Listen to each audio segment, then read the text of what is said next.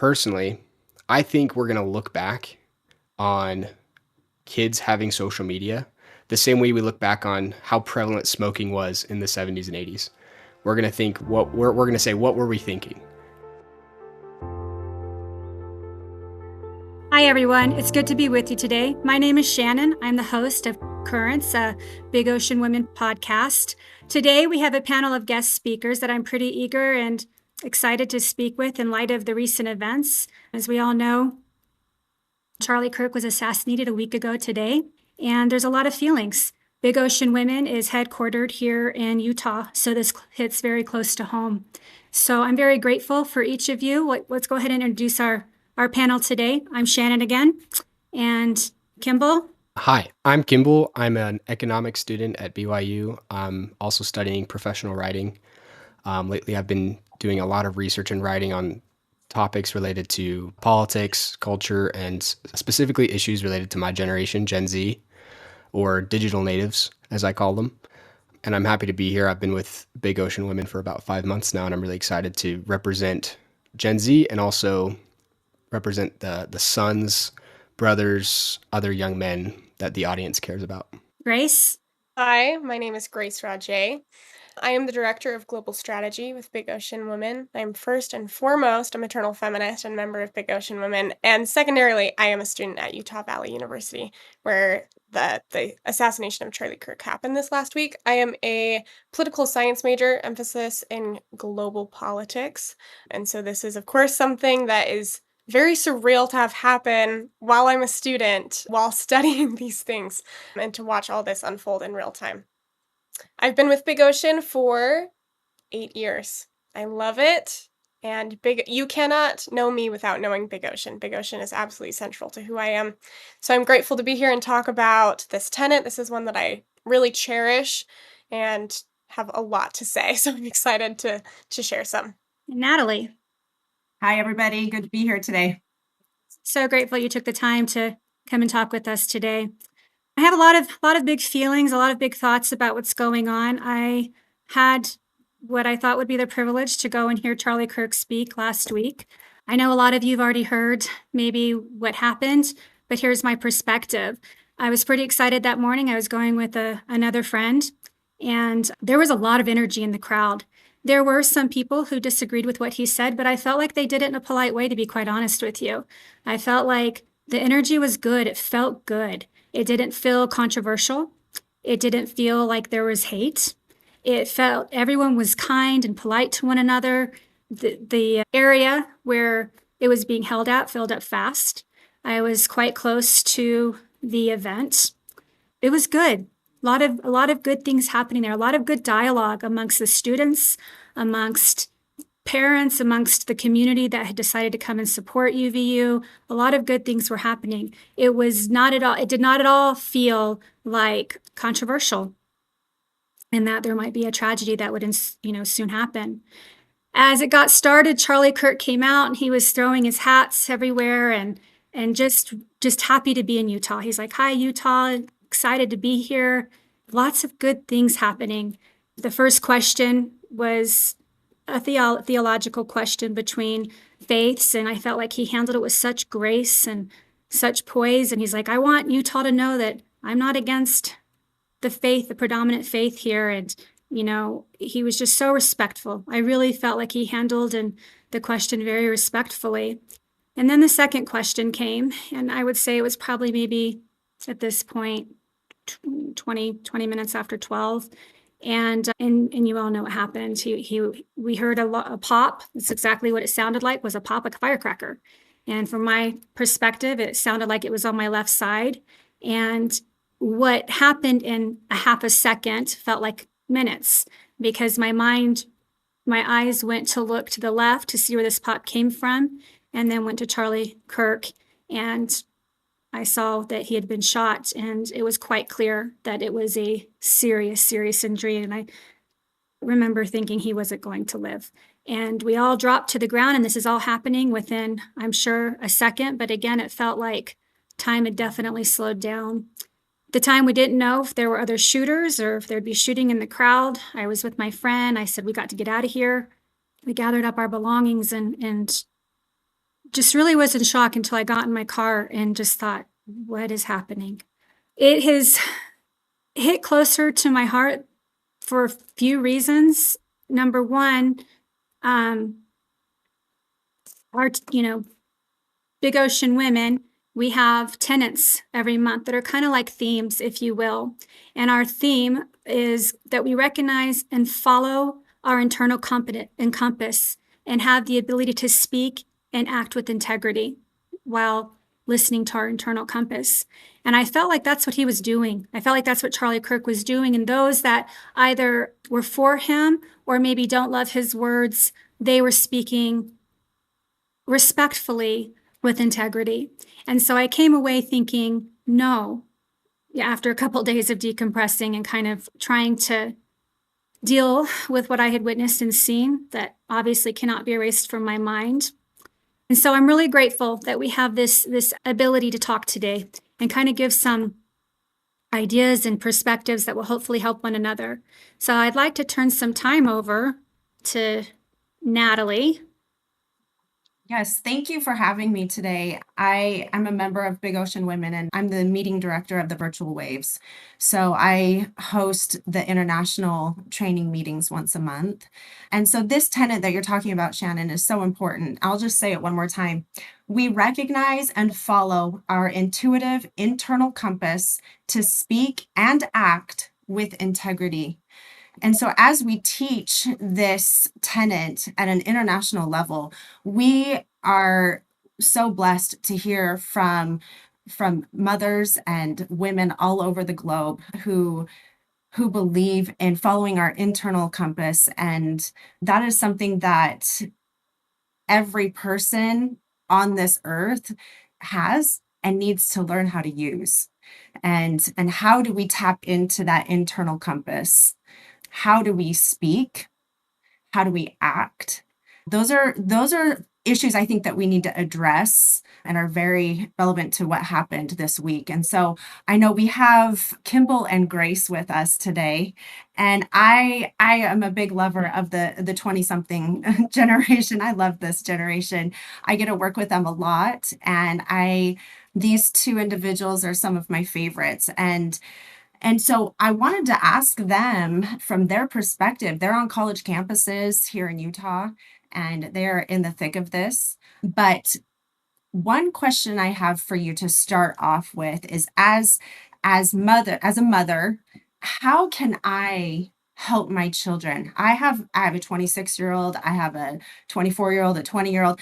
How can I help them discern all the information that they're being handed? A lot of kids are on social media. Even the moms are on social media a lot right now, following what's happening, but it's all sound bites. And so from your guys' perspective, what tips can you give us moms in filtering information and teaching our kids how to filter information that they hear? Kimball, go first, and then Grace. Yeah, absolutely. I think if there's, politics aside, if there's one thing we can learn, I think from the assassination of Charlie Kirk last week, which I also had friends there. I was about to go because BYU is right down the street. I got the news from friends who were there. And so I immediately turned to social media and I couldn't do my homework. I couldn't focus on anything else because as someone who's followed Charlie Kirk for years, I just couldn't believe it was happening.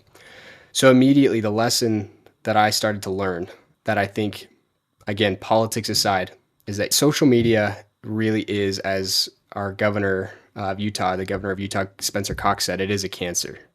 Nothing that I saw in the first hour or two ended up being true. But millions of likes, millions of reposts, viral, really big and influential people were going on there and posting things as if they were true that turned out not to be true. And it became a microcosm, I think, of what the internet and social media is. I think one thing this event highlights is that the movement that's starting to sweep through the country right now to ban phones from schools, to get kids off social media, has a lot of merit to it. Personally, I think we're going to look back on kids having social media The same way we look back on how prevalent smoking was in the 70s and 80s. We're going to think we're going to say, what were we thinking? Giving kids access to that amount of information before they were trained or taught how to process it, how to filter it out, how to use it for good or use it for other uses. It's seriously doing some real damage to not just our kids, but to adults as well. I think there's a lot of interesting research coming out about that, but I don't think you need to be in the research to see the negative effects. I think you can just look at what's been happening over the last week. Grace, what advice do you have for mothers and kids Yeah. on social media and filtering all the information? Yeah, absolutely. I want to agree with what Kimball said about how much misinformation was happening. I think a great example of this, anybody who's been with Big Ocean for a while or listened to our podcast, you would be familiar with the name Kimberly Ells, right? So we've partnered with her a lot, and she posted a video a few days ago saying, "Think of Charlie Kirk's mom." Did you see this, Natalie or Shannon? And she got over 1 million views because people thought she was Charlie Kirk's mom. And then she had to come again on Facebook and say, "I am not his mother." Like, that's just how easy people are just adopting new information. And this is a phenomenon that happens whenever there's heightened emotions. This is not specific to this situation or to this demographic. It's really, really easy to just get swept up in it. And I agree with what Kimball is saying about how much misinformation was being spread. I also love this conversation because, as Kimball said, he's followed Charlie Kirk for years. I'm somebody who has really disliked Charlie Kirk for years. In fact, I signed the petition for him not to speak at UVU. And my feed was such a wildly different string of information than what I'm learning Kimball's feed was, or Shannon or Natalie's. That's how easily the narrative can be displaced. And so one thing that was coming to my mind is I had this, and I promise I have a point here. I had this interesting experience where after the shooting happened, other members of the global strategy team texted me and said, "Hey, did you hear that this happened?" We all hopped on a call to kind of debrief our emotions about it. And maybe 2 hours after we hung up after that call, I got a text from UVU saying that my tuition, if I don't pay my tuition in the next week, I'm going to get a late fee. And I just obviously I understand that that's an automatic messaging system that sends those out. It just happened to be the day. There's no person that actually sent me that text. But I just had to laugh. How almost dystopian and unsettling that this horrible act just happened on my campus, and then I get a text that UV's by the way, you're gonna get a late fee if you don't pay your tuition. It just made me think of this song, which I think it's interesting, Natalie, that you are bringing up our generation. I feel like sometimes I had some millennial childhood experiences, and then later in my teenagehood I identify with more Gen Z like Kimball. But there's this millennial comedian. He was really big back in Vine. If I don't know if anybody followed Vine, but his name is Bo Burnham, and he wrote this song about just the irony of political chaos and political events. And the song immediately came to my mind after I got this text from UVU.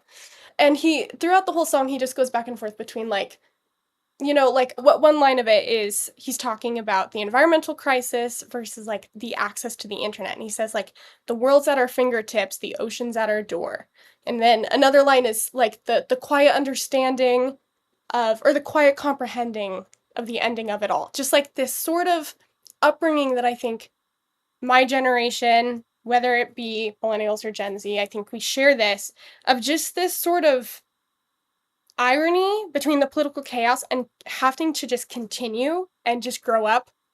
I graduated right before the pandemic, and then I just had to grow up in the pandemic. I moved out of my parents' house during the pandemic. I had my first apartment, my first car, all those things when the world was shut down. And the irony of having to continue when everything else is stopped. And I've been learning to sit with that feeling, that discomfort, that irony, and that just complete disassociation between what's happening and the expectations for me having to continue.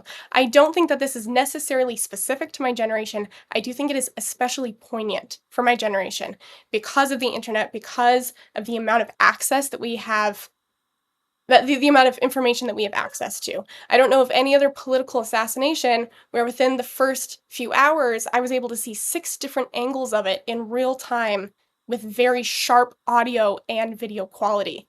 I was laying down at night after the assassination happened, hoping to scroll through dog videos to get my mind off of it, and it was filled with the same assassination happening over and over and over. I don't know any other demographic that has experienced that quite as poignantly. And so, to answer your question, Natalie, about how can mothers show up, I think that the family unit is the best place and arguably the only place that's really suitable to hold space for our generation as we process this disassociation, as we process this dystopian pit in our stomach and the expectation to speak articulately about our thoughts on social media because that's what's expected of us, even though we're actually processing an emotional thing, which and our hearts and brains aren't always communicating. So the family and mother specifically have a very special and unique ability to hold space for my generation, to not have to be articulate, to not have to post right away, to maybe even feel indifferent or to feel sick or to feel whatever they're feeling without criticism because this is an emotional event. Process that first. And then the next step, which is what I'm excited to talk about in this podcast episode, which is how can we then think critically? But the first step that mothers have is holding that safe space for us to feel how sick it all is and that it's okay to not overperform. I love that. Shannon, you're a mom. How are you holding space? If these kids are saying that's what we need, how do you hold space in your home? What have you done with your kids? What are some ideas? Well, I have to tell you, the first couple days, I probably didn't have that emotional bandwidth being there. They were not there. My children were not there. However, I have sons. I have daughters as well, but I have a son who's living with me right now, and he's in that demographic we're talking about right now. And I was very concerned about the types of extreme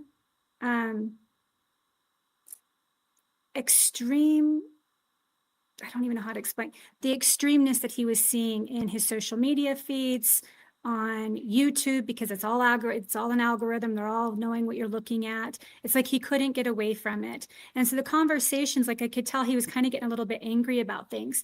And so then I realized I needed to really stop thinking about like what was going on with me and think about how we can change the conversation and collaborate together between the generations and not be like left versus right, Gen Z versus millennial versus, I'm not going to tell you what my generation is, but anyways. But how we can collaborate together and heal our families, heal our communities, and hopefully in turn that will heal our country. And so I don't know if that directly answers your question, but it became very, very apparent to me very quickly that this wasn't just about me and what I had witnessed. It was more about let's get together on this as a family and figure out how to use our intuition to discern what we're seeing is real, what's being overhyped up, what's not real. And it's just really been changing our family dynamics. We did that before. Like we've always been really open about things in our family and about social media. We've talked about the pitfalls. We've talked about echo chambers. We've talked about the different things to look for. But sometimes I think Grace pointed out, sometimes like our heads and our hearts, they're at different places. And I could see that happening directly after this event. Yeah, can I speak to some of the generational things that you were referring to, Shannon? And also this goes back to some of the things Grace was saying. So we want to have unity in our families, and I think all the moms listening to this want to be able to help their kids, and they want to bring them close and nurture them and give them strength through this time.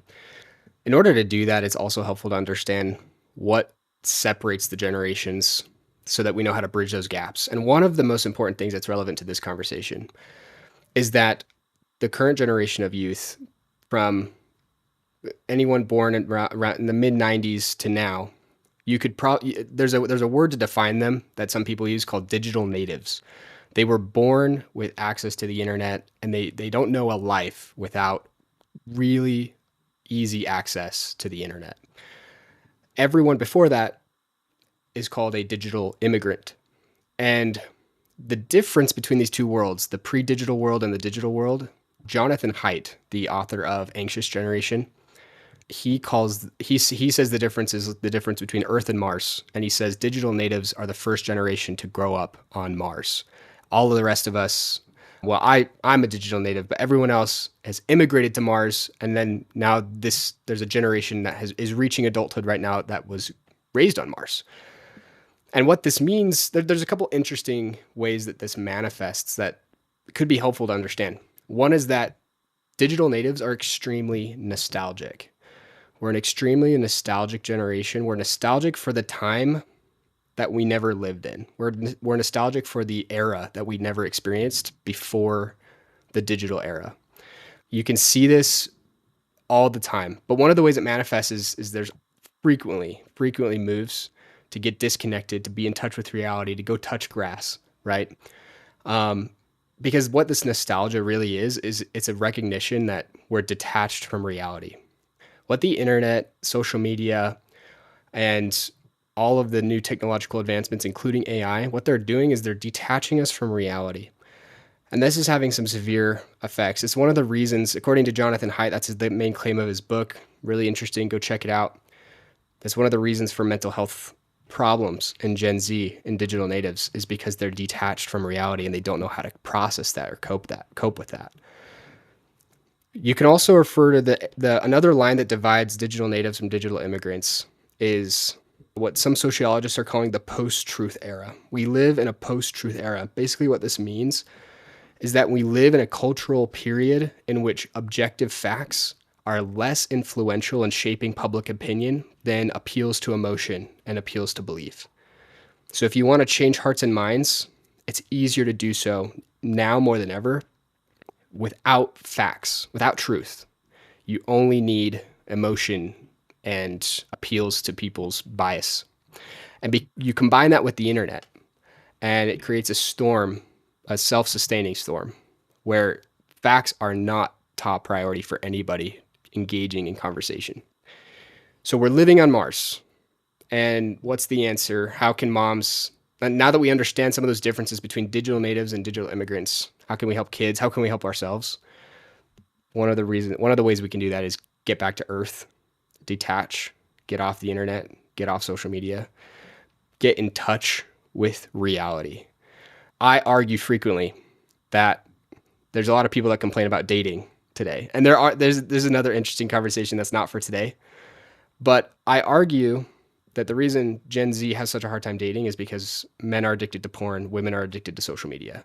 And both are they're not equivalent in every way, but what they both do is detach people from reality. And it makes romance really, really difficult. In similar ways, that's not the only way that social media and the internet are affecting us.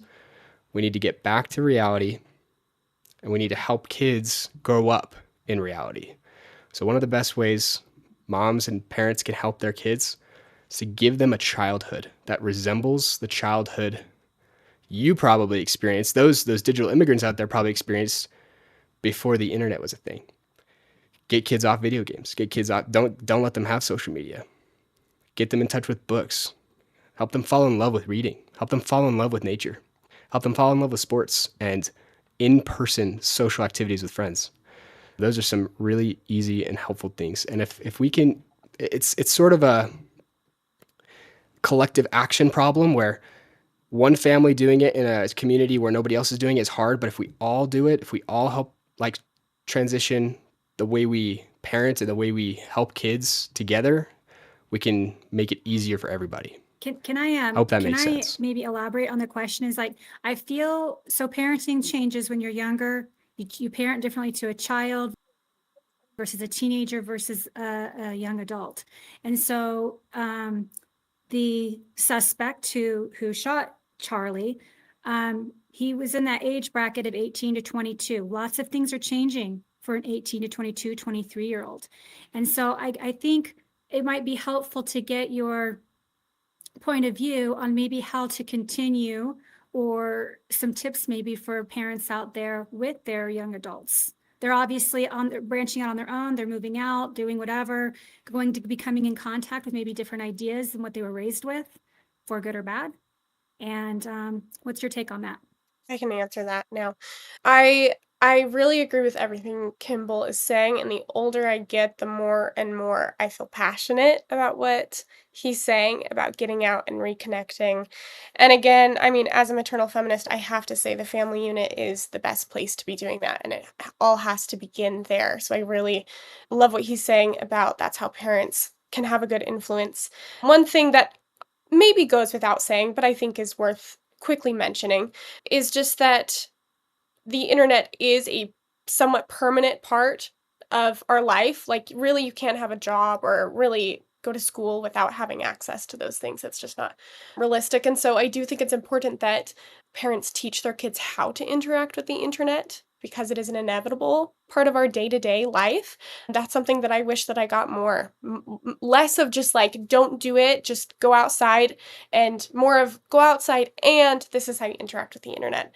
One scenario where I see this happening, and again, the information that we all may be getting is not necessarily like objective at this time. We're only a week away from what happened to Charlie Kirk, and there's still a lot of investigation happening.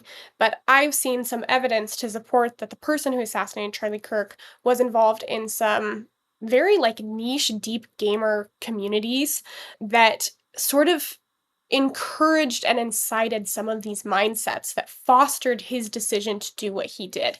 And that goes to show that it is really important to disconnect and be connected with family and social groups.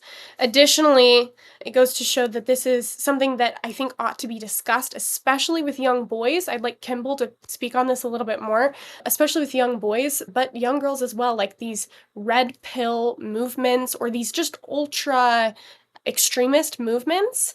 And I think that I have personally seen dear friends fall into these pits, and they become very extreme. They become very disconnected between not only the real world, but between their brain and their heart, like we talked about before. They're disconnected from their families, and it just really shows.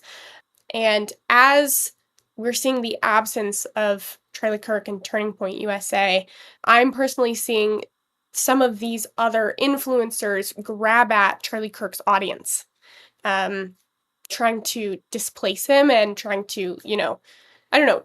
Kimball, I'd like to hear your thoughts on this more and how you think this is impacting young men especially, but I do think that this is something that mothers need to be aware of and address with their sons.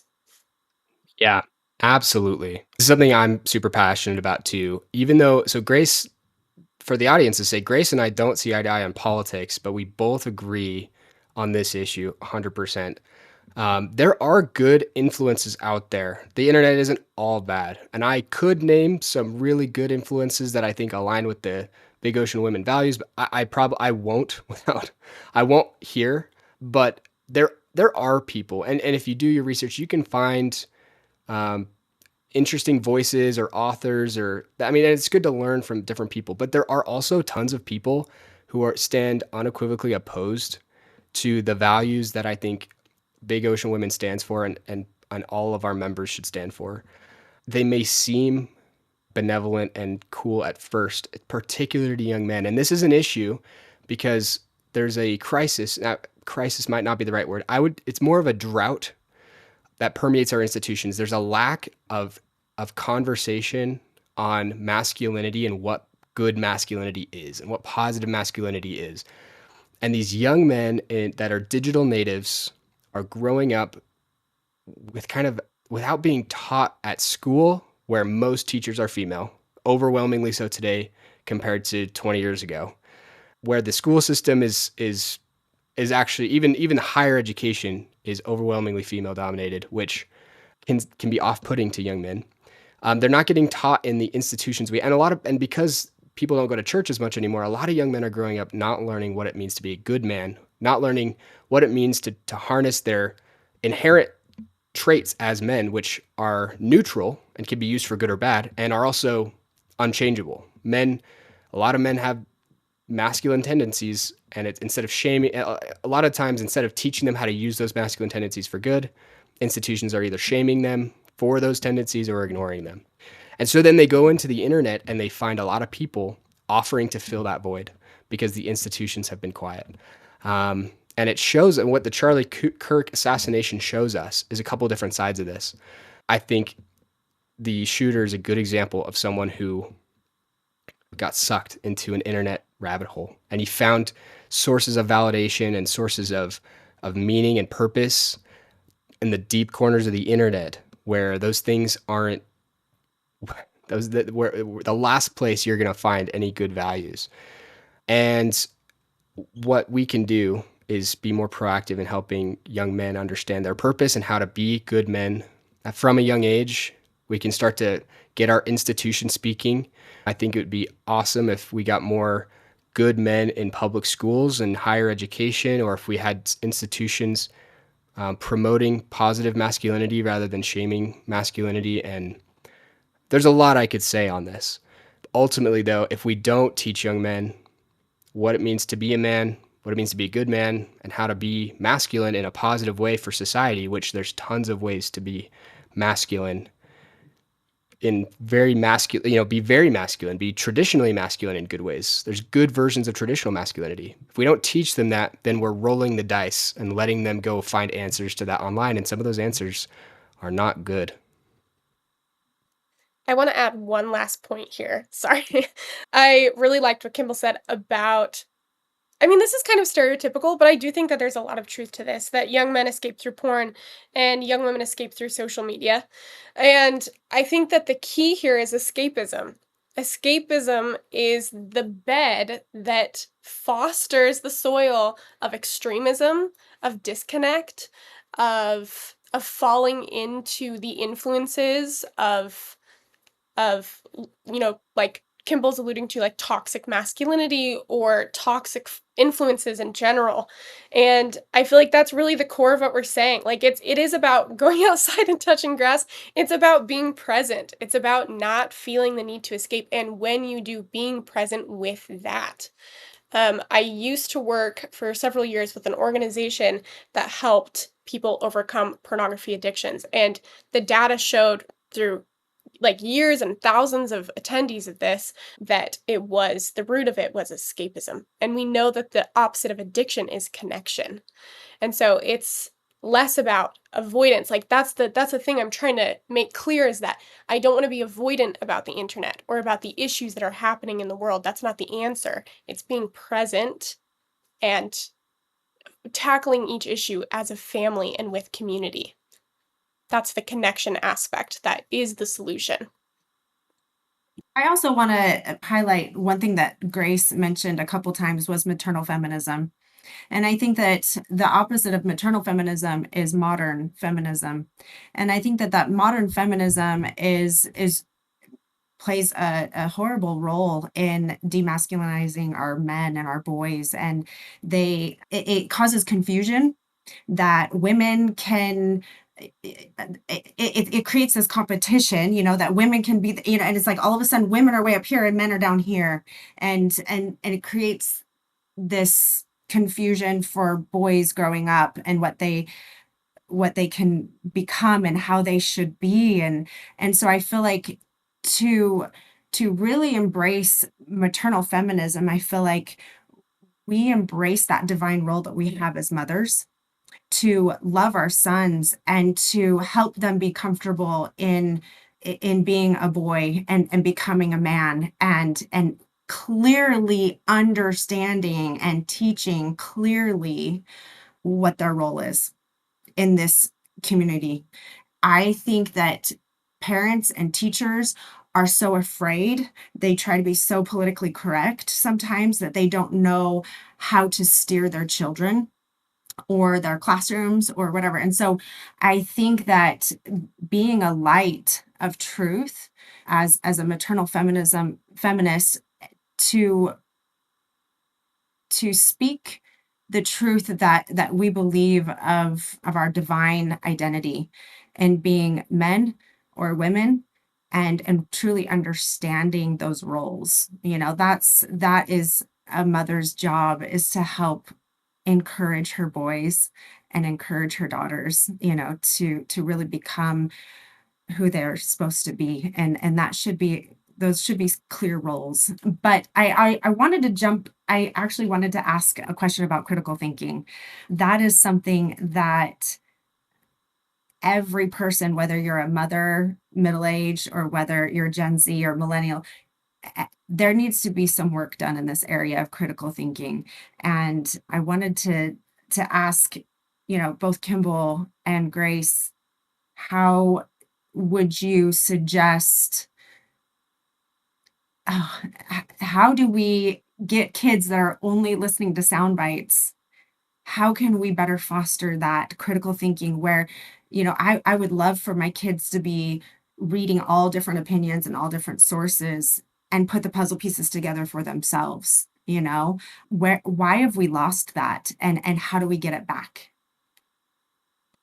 Okay, can I talk very quickly, because I feel like Kimball will probably have more to say on this. I can see it. I can see he's thinking. So, Natalie, actually, I'd like to use this as an opportunity to actually add some more open dialogue. I disagree with you that maternal feminism, the enemy is modern day feminism.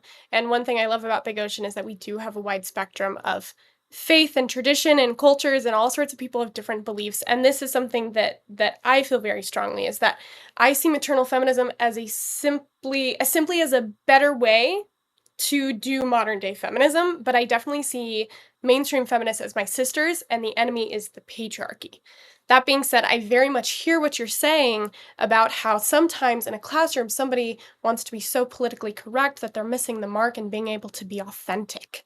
And I see patriarchy as the same way, but the other extreme, which is sometimes I see in my personal experiences, patriarchal people can be so ignorant to a situation that they're not able to be authentic. Both of them, the disconnect is the authenticity. And I think that really is the answer here as well. I have seen that as I've grown up and really get into social media and things like that, that I get this overflow of dopamine through TikToks and Reels and like 3-second, 6-second videos where there's a lot of dopamine. And then even to another huge like dopamine download thing, but just a little bit less, like a 10-minute YouTube video. I'm like bored and I need to like scroll on my phone while I watch the YouTube video, while I have music playing, while I'm watching TV. And I know so many members of my generation can relate to this. Like, we have to be overstimulated in order for anything to grab our attention.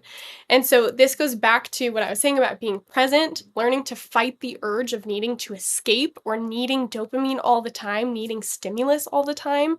And it also goes back to the authenticity part of it, like not being nervous to tiptoe around things, and also being educated enough to be able to sit with everything in a very present way.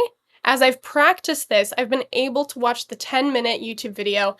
I know that's crazy, and actually get some depth to whatever topic instead of just the 6-second TikTok. That's really helped me learn to be a more critical thinker, to really hear people out, to understand things, to read more. That takes more attention. It's a lot less stimulating. I've had a hard time reading and learning to sit with those longer content forms that offer more depth. Does that make sense? Yeah, I think a lot of people, struggle with the long sitting down with something and listening. And I think even a lot of times I've heard kids in class be like, maybe I'm ADD or something, or maybe, and then they're quick to jump to that. And I'm like, well, actually, you kind of trained yourself on just 7 seconds. So let's practice a couple days a week of detaching from that first. And let's see how your brain can get trained, and your attention can get trained. Even people without ADHD can manifest the same symptoms when we are just overloaded with stimulus and dopamine. and all sorts of chemicals going on in our brain, which is what stimulus does. I want to speak to all these ideas, especially that last thing you just said too about people saying, "Oh, I'm ADHD." Yeah, that is something that is real, and is exactly as you guys diagnosed it. It's a result of kind of a new problem where we're not letting our kids build mental stamina because of the way that they're engaging with content information all the time. It's also interesting to look into reading patterns on the internet, but I won't get into that topic. What I want to say, kind of comments on what Natalie said and on what Grace said, because I know I'm a guy coming into a maternal feminist organization, and I'm going to make a comment about the patriarchy, but I'm going to start by sharing a book that I think is super helpful. So I've got a few of these. Maybe we can link these in the show notes for people who want further reading and good resources.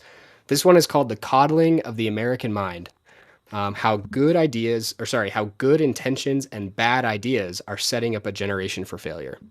And this is another way we can draw a line between digital immigrants and digital natives. Digital natives have been coddled in their mental and intellectual upbringing. And there are three main ways that that's happened.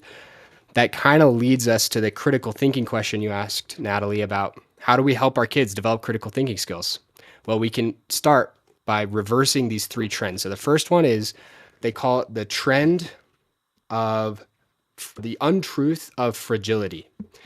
The idea that humans are fragile. They make the case that human beings are anti-fragile, that difficulty, adversity, actually makes us better, makes us stronger. We're not fragile like a teacup. We break under force. We're not malleable. We're anti-fragile. The more pressure you put on a human being, generally, the stronger they get. And that includes intellectually.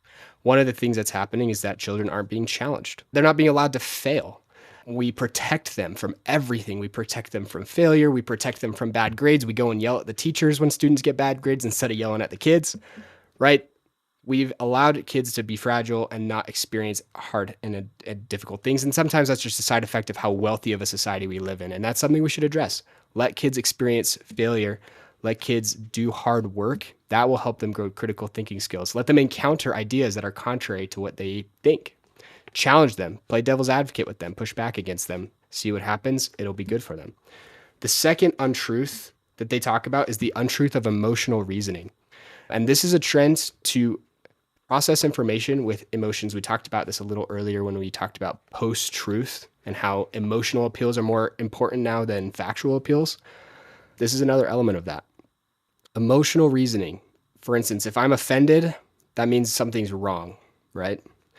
Teach kids to not process things emotionally. Teach them to process things rationally. They endorse a concept called cognitive behavioral therapy, which is the practice of learning to separate how you feel from what you're thinking. And there's some mental techniques where you can help yourself identify, okay, is what I'm thinking right now my emotions or is it my thoughts? Helping kids learn that is a really great skill for critical thinking. Emotional reasoning is a poison to critical thinking. It's the opposite of critical thinking. The third untruth, and this kind of gets to the patriarchy, is the us versus them mentality, that there are good guys and bad guys. And this is one of the issues that I think mainstream feminism sometimes has, and it's one of the reasons so many men are going to the internet to find voices that are, some of them aren't good. It's because they feel like women hate them. They feel like feminists hate men, and it's an us versus them thing. And then they go and they hear voices tell them it's an us versus thing of men against women. And men are like, well, women are invading our spaces, and women are like, well, you've never let us in this. It's this whole thing where there's only a certain number of slices of the pie, and men and women are fighting over those slices of the pie. There aren't, in real life, things generally aren't boiled down to good guys and bad guys. Things are generally more complicated than that. And when people fall into that thought process of there's good guys and bad guys, there's women in the patriarchy, or there's these feminists are taking away our jobs, say the men, right? Say some of the people in the manosphere, the online like incel movements and anti-feminist people. The problem with that is then you can't critical think when you feel that you're like losing an argument means you lose power, or like you lose something personally. You lose power, you lose a job. You can't engage in critical thinking when you feel like something super important to you is on the line. When you can step back and say, maybe there is enough pie to go around. Maybe we can make more pie. Maybe there's really good solutions to these problems. Maybe it's complicated. And maybe there's some truth here and some truth there. Maybe it is true that there were glass ceilings that kept women out of jobs, but maybe it's also true that women are the most fulfilled statistically and the most happy and actually the most wealthy when they're stay-at-home moms. Maybe there's truth to that too. Maybe that's interesting. Maybe some of the mainstream feminists are wrong when they say that women will only be happy when they have a 9-to-5 job at a big company. Maybe there's also truth to the fact that women should have the option to do that and should be paid the same, right? When you can stop seeing things as us versus them, you can think critically. And so those 3 things are what I would say. To think critically, you need to realize that encountering things that are difficult or encountering adversity or encountering hard information is good for you. And you should, there's moral righteousness in seeking out things that are challenging. So you're anti-fragile. It'll make you better. 2, don't engage in emotional reasoning. Separate your feelings from actual facts, and don't have an us versus them mentality. This will be my last comment on this, and then we can move on. But I want to bring it back to our tenet about the internal compass. My internal compass is something that I've had to foster and work in order to really understand what it's communicating to me. I love these 3 steps that Kimball just brought up.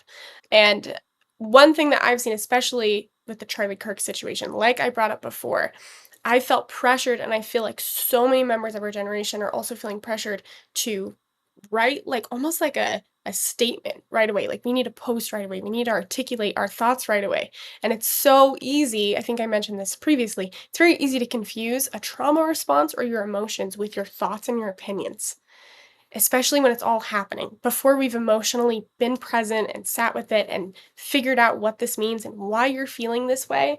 Feeling disgusted about something doesn't mean that you're necessarily against it, or not feeling disgusted doesn't mean that you're for it, or whatever, like feelings you can't control, your thoughts you can. And it's really easy to get these confused.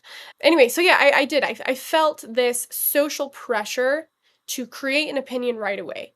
And I've seen that happen with every social issue in the book these days.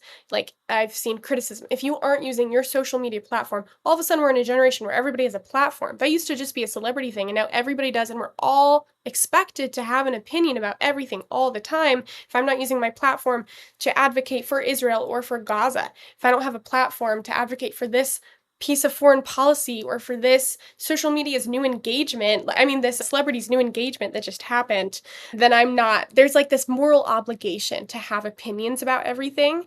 And I think that not that it's wrong to have an opinion. Anybody who knows me knows I'm remarkably opinionated, but the problem is that we confuse our identity with our opinions. And then when you're wrong or you have new information, it's hard to admit that you're wrong because it feels like a compromisation of your worth.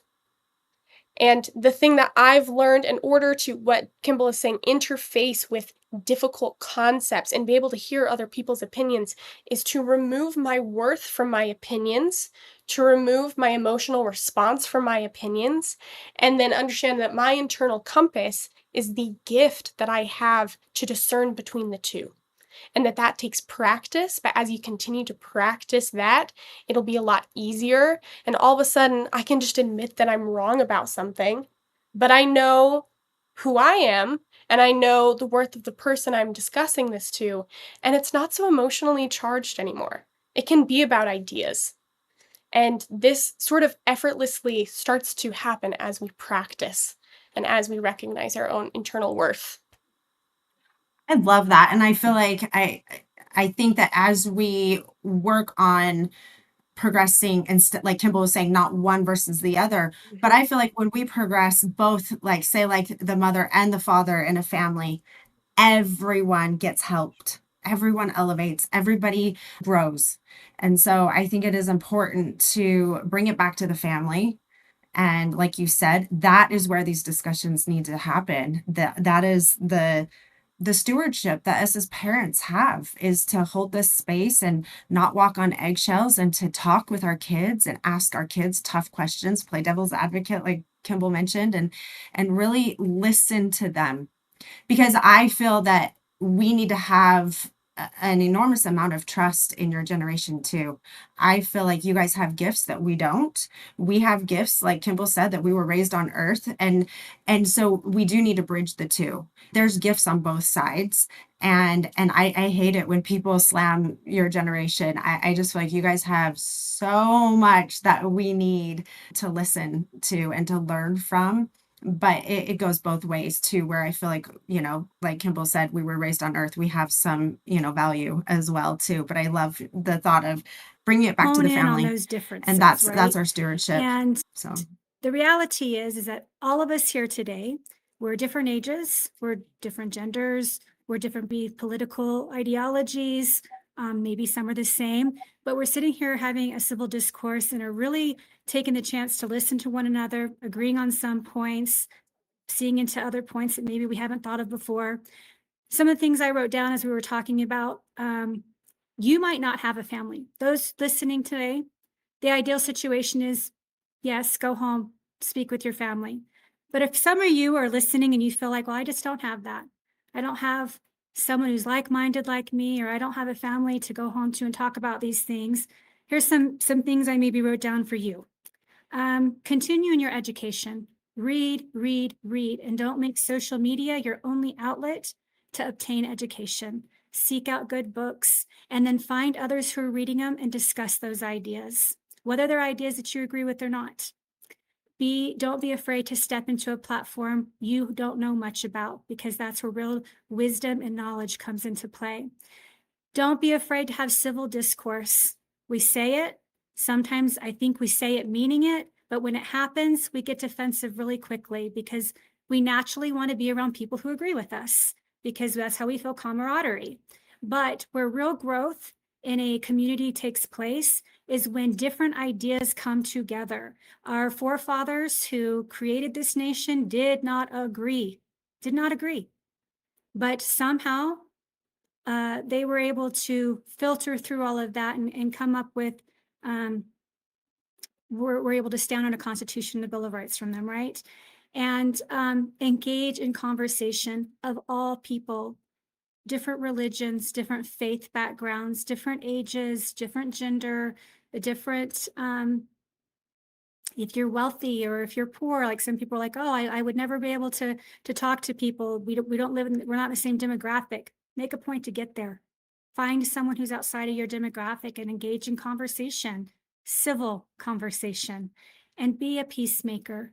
Because at the end of this, we got to stop looking at each other as an item, as a commodity, as a male, a female, a faith-based person, a Democrat, a conservative.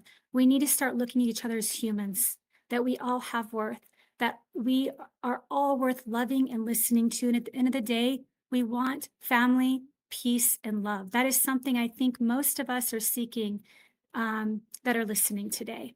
And that's just my two cents worth after listening to everybody. Does anybody have any final thoughts they'd like to say before we close up? I do. I would like to say that I really love what you are expressing, Shannon, and I believe that Big Ocean is one of the best places to do that.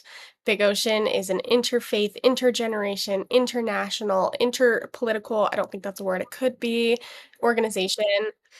And if you are looking for a community, if you feel like you have not found that community yet, Big Ocean is that community. Please Grace, find I us love that. Go on our ahead, Kimball. website, on our social media. Please start attending our virtual waves that Natalie leads, and please engage with us. We are happy to have you. We will welcome you with open arms. If there's like a takeaway that I could leave, it's that they're listening to this, anyone in the audience, don't be afraid of failure. Don't be afraid of adversity. I think something that the Charlie Kirk assassination teaches us, that, I mean, here was a guy, whether or not you agree with his politics, here was a guy out there not afraid to be open with where he stood and let people challenge him. He wasn't afraid of failure. He wasn't afraid of that. And I think in a lot of ways, I've seen people on both sides of the aisle recently praising that behavior. And as Shannon says, that's something that brings, that harkens back to our country's foundation. This country was built to be a land where failure is an okay thing to do. You can fail with a business venture. You could fail in America as much as you wanted, to try new things, to innovate, to go on adventure, to be pioneers. And for the young generation, that's something that's not being taught as much. That they're being taught to fear failure, that if someone challenges them, then that's dangerous to them. They're being taught not to get out of their comfort zone. They're taught, like Grace was saying, to escape to the internet, pornography, social media, video games. And I think that's what this assassin represents. He represents someone who's afraid of failure, new ideas, and probably had a lot of deep unmet needs, but ultimately was afraid of the adversity and the challenge of facing them head on. To bring it back to the tenet, don't be afraid to follow the internal compass that everyone has, and to act with integrity. With that, we're going to wrap up for today's episode. I'd like to thank Kimball, Grace, and Natalie again for being on today. It's been a beautiful discussion. I'd like to thank all of you listeners for being a part of us. And we love you. Have a great day.